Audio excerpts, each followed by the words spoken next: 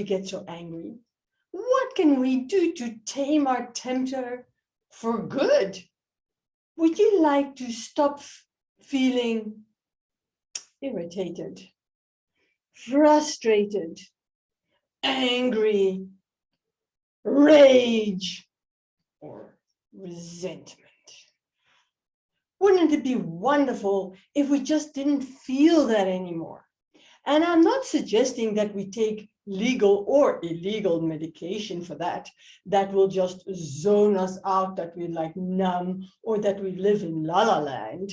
No, I'm suggesting that we get to the root cause of our anger and we change it. And then our anger transforms in a soft purr. Why do you want to do something about your anger? Are you hurting others around you? Is it interfering with your career? Is it affecting your health? Or is it just making you unhappy? Please type in the chat why you want to do something about your anger. Now, before we're going to know what we can do about our anger and transform our anger, let's first understand why we get angry in the first place. Because when we understand what is happening, we can find a solution to solve it. Now, when I ask people why you get angry, most of people will say, I got angry because of that person or because of this happening. So we like to look for the cause of our anger outside of ourselves. But how does it really work? How is it possible if an event creates anger? How is it possible that not every person responds the same way to the same event? There's something between that event and the emotion. And that thing that is between those two is our thinking. You see, we have a thought about the event. We are interpreting that event, and it is our thinking that triggers the emotion. Now, who's responsible for our thinking? We are. So who makes us then responsible for our feelings? We are. We don't want to hear that. It is so much easier to blame somebody for our emotions and our angry outbursts. But if we can take responsibility for how we feel, then we can also do something about how we feel. I don't want to give other people the power over me to determine how I feel. I want to be in charge. And that means that I have to take full responsibility for how I feel. And the same applies to you. If you want to feel good, you need to take responsibility for all your feelings, the good ones and the not so pretty ones. If anger is something that many of us don't like, why were we created with anger? Were we created with a flaw? What is the purpose of our anger? Well, what would happen if we never felt angry? Then people could boss us around. They could enslave us and we would just let it happen. No, anger has a very important message for us. Anger shows us exactly what we like and especially what we don't like. We feel angry when we have the thought, I don't like this. I don't feel valued. And the message of our anger is then we need to change something so that we can move towards things we do like, and that we then can move and create the life that we want. So what makes that one person likes this one thing and the other person hates that same thing? It's their preferences, you might think. But what makes or creates those preferences? It is all about our past. Let's just do a simple experiment for a moment. Think back of the last 7 days. What stands out for you? And if you can't think of anything, what maybe stands out in the last month or year for that matter. Now, as you've come up with a memory, how did you feel during that memory? Is it a memory that made you really happy, or was it a memory that was really painful?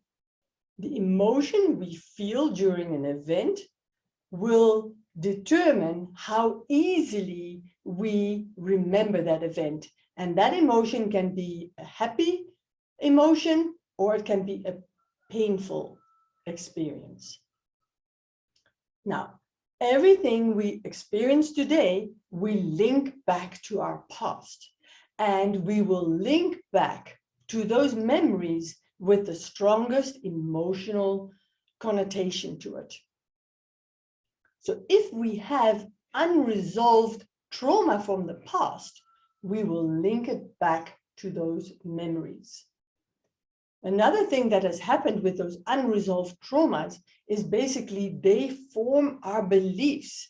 So, for example, if we had an experience in our past where we felt not valued by the people around us that were supposed to love us, we probably developed the belief, I'm worthless or I'm valueless.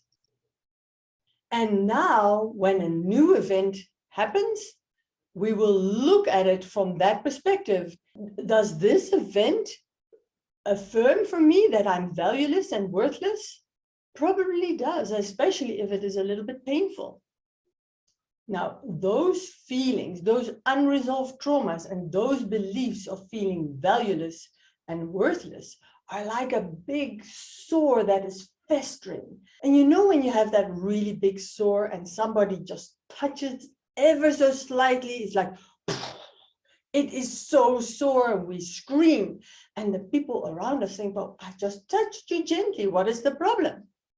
Well, the same applies to our emotional sores, but they're not so obvious as the one in this picture. We have these buttons, and when people accidentally or on purpose push that button, we just explode. So if we want to do something about the anger, we have to heal those emotional wounds, and that way the buttons disappear. Do you like what I've said so far?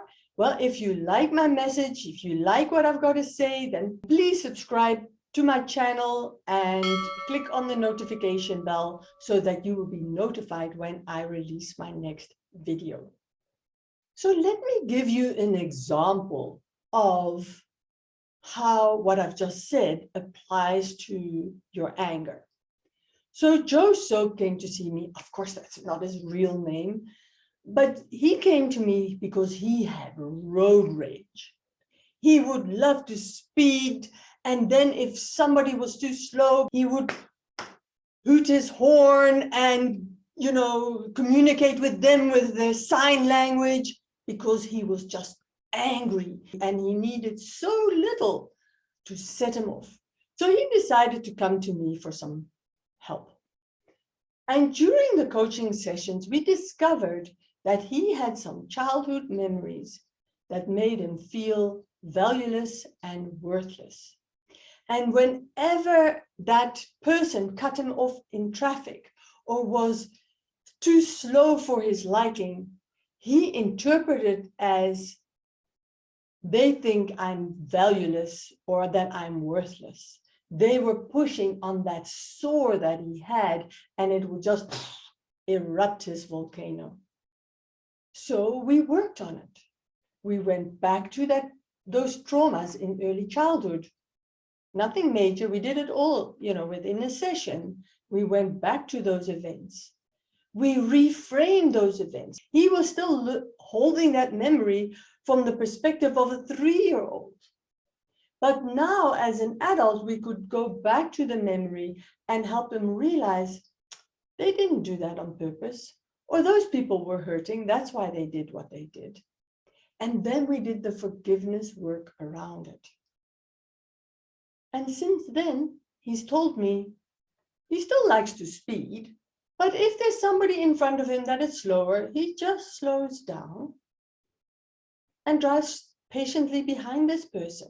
And this new behavior just comes so naturally to him. He doesn't have to take a few deep breaths to calm himself down. He doesn't go 1, 2, 3. He doesn't have to count to 10 to calm himself down. No. The anger is just not there. So why is it so important that we deal with our anger? Well, as we asked in the beginning, what is your why? Maybe there are people getting hurt around you, because whenever we get angry and we don't do anything with that anger, guaranteed somebody is going to get hurt. Even if we don't take it out on others, we are the ones that's going to get hurt. Because when we have an angry emotion or other emotions that make us feel bad, our body creates neuropeptides.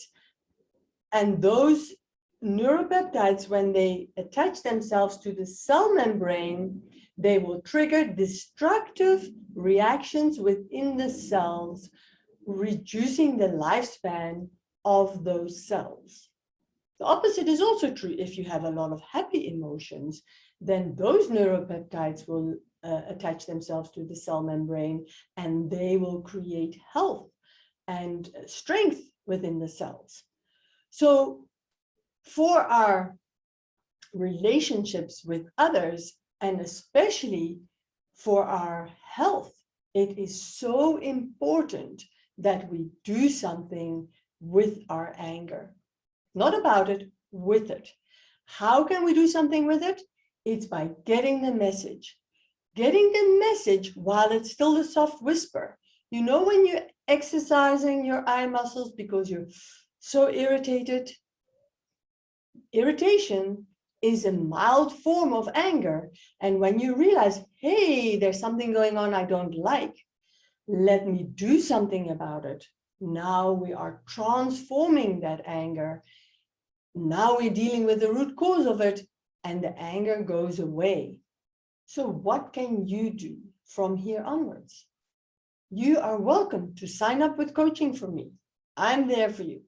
And it doesn't take a lot of sessions to get rid of your anger. I have some 5 amazing tips to tame the temper in yourself and others. Yes, you can prevent other people around you from getting angry. And especially if you're in a situation where you're on the receiving end of the temper of other people, these tips are also very useful for you. So go ahead and click on the link and get those 5 tips to tame the temper in yourself and others.